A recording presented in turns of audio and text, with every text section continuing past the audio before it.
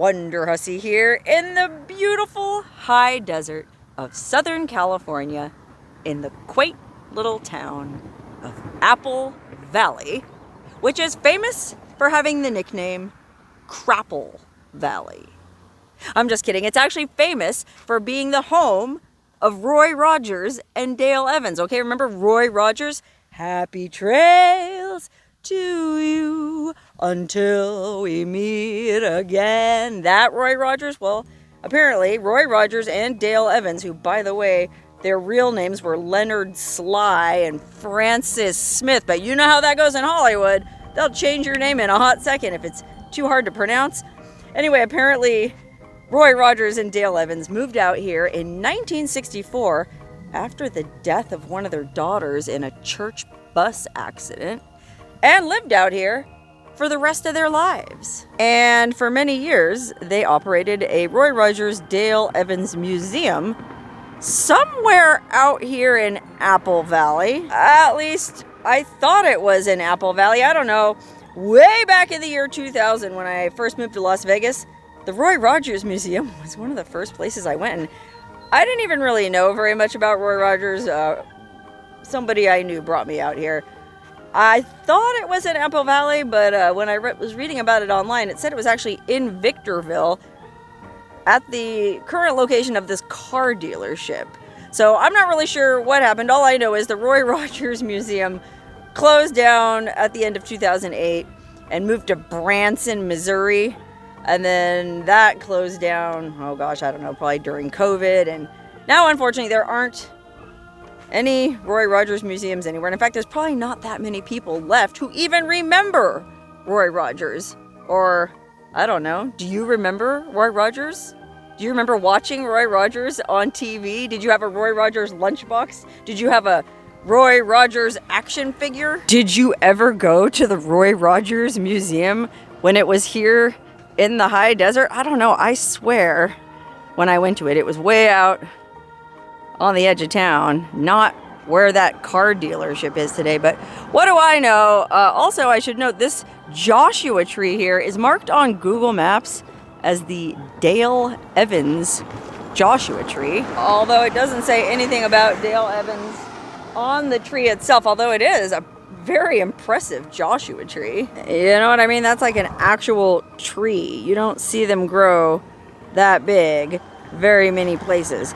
Anyway, it's a bummer I never got to make a video at the Roy Rogers Museum while it was still in this area, because it was pretty cool, even for someone like me who didn't know much about Roy Rogers. It was just fascinating. That's a huge part of American history, and you could even see the taxidermied Trigger. Okay, the horse that Roy Rogers rode in all the movies was named Trigger, this beautiful Palomino horse. And when he died, Roy had him taxidermied, and he was on display at the museum. Unfortunately, when the museum closed, the taxidermied Trigger was sold at auction for $266,000. That's right. Some TV station in Nebraska paid $266,000 for a stuffed horse. Which, granted, I guess it was the most famous horse in showbiz history. I don't know how many movies Trigger was in. Okay, Trigger is also a showbiz name. He was foaled in 1934 under the name Golden Cloud, but Roy Rogers got a hold of him, changed his name to Trigger, taught him a bunch of tricks, and, well, the rest is showbiz history. I just think it's interesting that this horse went for $266,000 when, meanwhile, I guess Roy Rogers also had his dog Bullet taxidermied, and Bullet only went for $35,000. And even more interesting, Roy Rogers had this bad-ass customized 1964 Pontiac Bonneville that was customized by Nudie Cohen, the tailor to all the country music stars who made all those super fancy suits with rhinestones all over them for Hank Williams and all those country stars. Well, he customized this incredible Pontiac Bonneville. I mean, you got to look this car up. It is the most amazing car I've ever seen. That, I think, only got $250,000 $54,500 at auction. Less than Trigger. But anyway, I guess if you go to this TV station in Nebraska, you can see the actual taxidermied Trigger. To this day, unfortunately, all that's left here in Apple Valley is this giant fiberglass replica of Golden Cloud, aka Trigger. I guess this thing used to be at the Roy Rogers Museum as well, and now it's just sitting here in front of this kind of business park. It's cool though. He's built on this little base with all these little horseshoes laid into it for good luck, I guess. And it's just kind of a cool callback to the Roy Rogers legacy. Unfortunately, that fiberglass horse is pretty much the only part of Roy Rogers' legacy that you can still see here in Apple Valley or Victorville. I mean, there is a pretty major road and exit off I-15 called Roy Rogers Drive. And they did rename a section of California Highway 18 the Happy Trails Highway. But other than that, there's really nothing much left for the public to go pay tribute to Roy Rogers. I mean, I'm standing here in front of Roy Rogers and Dale Evans' old house, which is privately owned. Someone is living there. So you can't go in and take a tour, but just from the outside, it looks like an absolutely amazing place because there's this big wagon out in the driveway and a stagecoach. I think they bought this house when they moved out here in 1964, and they lived here all the way until their deaths. Roy Rogers died in 1998 and Dale Evans died in 2001. They were together for a long time. They got married, I think, New Year's Eve, 1947. So what is that, 1948? 50 years. They were married for 50 years. Boy, they just don't make marriages like that anymore. And I'm sure Apple Valley didn't look anything like it does today back when Roy and Dale were living out here. Although I must say, for a town that has the nickname Crapple Valley, I think it's actually pretty nice here. I mean, we're standing here at the edge of a golf course, and the homes surrounding this golf course are pretty nice. And there's plenty of vegetation. You can even see the snow-capped, I think those are the San Bernardino Mountains in the distance. Just goes to show that you can't believe everything you see on TV or hear from your friends. Someone I know told me they call this Crapple Valley. I don't know. Doesn't look so crappy to me. Anyway, there is one place we can still go pay our respects to Roy Rogers and Dale Evans, and that is at the cemetery.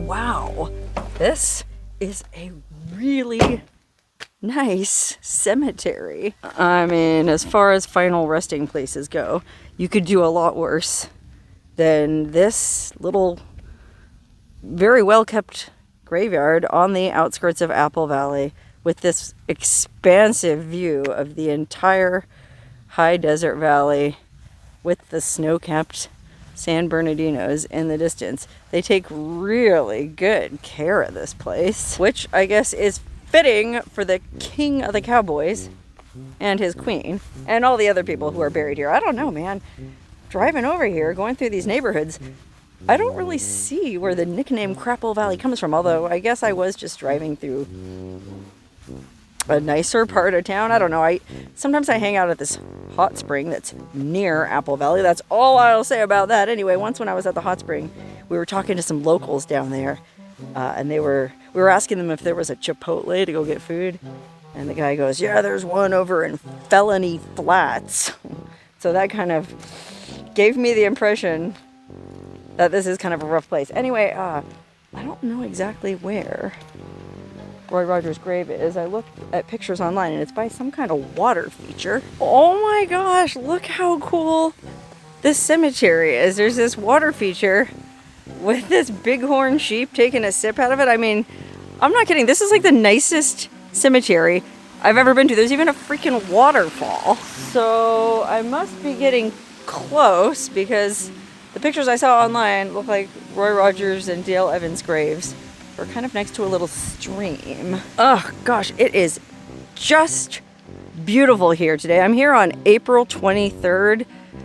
Just perfect weather. In fact, I think that's part of the reason why people move out here, why people used to move out here. I guess nowadays most people move out here because it's more affordable than Los Angeles.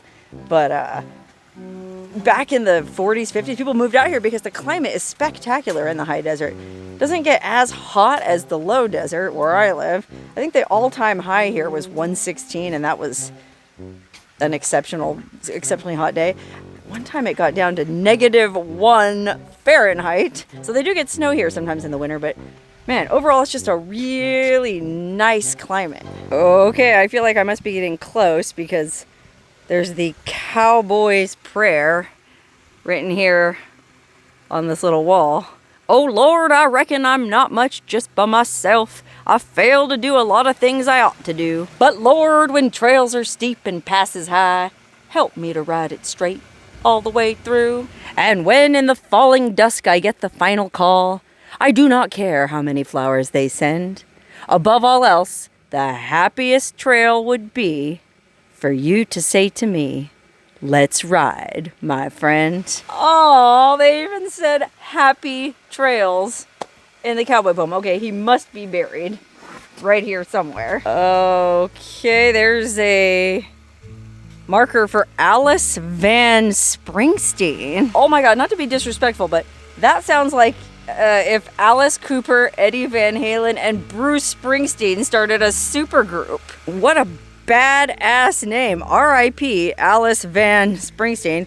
Anyway, yes, she is, or her bench is, right next to the graves of Leonard Franklin Sly and Frances Octavia Smith. Remember, I told you they changed their names when they moved to Hollywood. I guess Leonard Sly just wasn't a good enough name for a singing cowboy, and Frances Smith was too hard to pronounce. I don't know. Frances Smith, Fran Smith, that sounds like a nice name, but Dale Evans, well, that's just iconic. And so is Roy Rogers, and I guess that's why these Hollywood studio bosses have people change their names. They know what's best. Anyway, looking at their graves, you can see, oh, there's a Freemason symbol on Roy Rogers' grave. He was a big Freemason.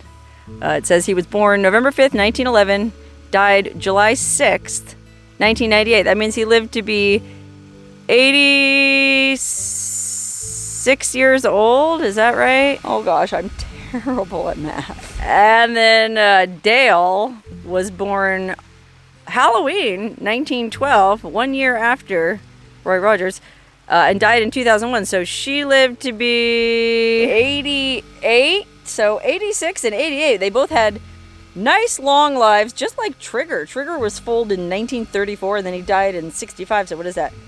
31 years. That's a good long life for a horse. I'm telling you, this fresh high desert air is great for health and longevity, or at least it used to be. I'm not sure what the life expectancy is out here now, but I know the crime rate has certainly changed. Although you'd never know it from the beauty and tranquility of this cemetery. Oh, look at this grave right across the way.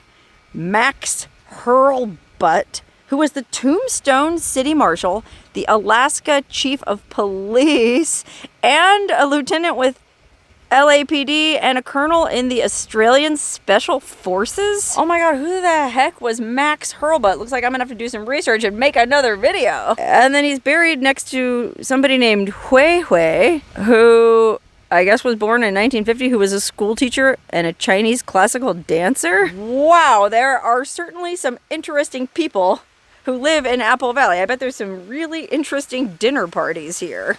Anyway, there's a bunch of flowers on both of their graves, but I don't know, man. I mean, I don't want to be tacky, but I did bring a couple of my space roses, a pink one and a blue one for each grave, and well, I don't think it would be tacky or inappropriate for me to leave these here, and well, if it is, the cemetery staff will just throw them away. Unfortunately, there's a locked gate and a little wall that I don't think you're supposed to climb over, even though it would be very easy because that gate's only like 3 feet high. But I don't think you're supposed to step over it. So I'm gonna have to, well, I guess I'm gonna have to chuck these roses over the wall at their graves. I don't mean to be disrespectful, guys. I'm just trying to pay my respects as respectfully as I can. Oh man, there's one for Dale.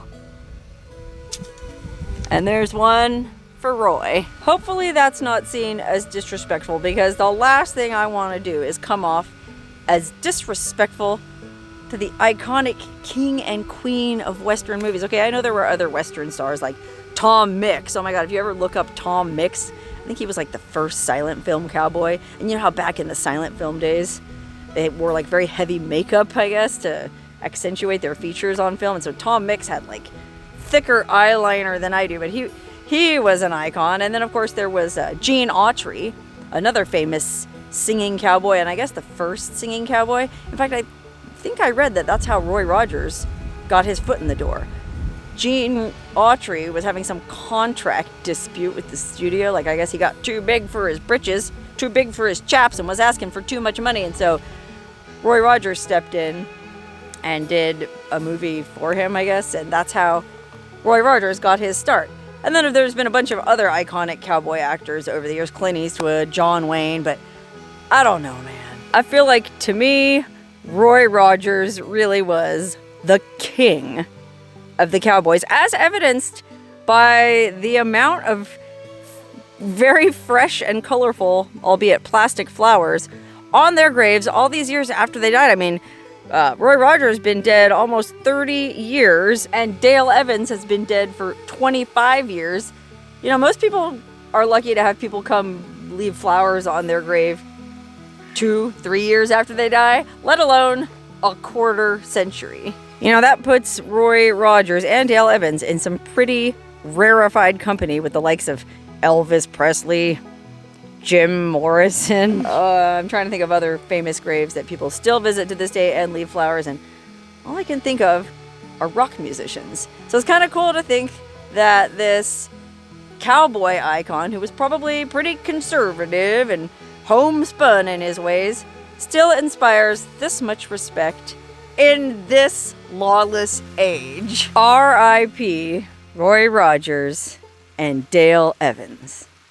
I guess there's really only one thing to say. Happy trails to you till we meet again.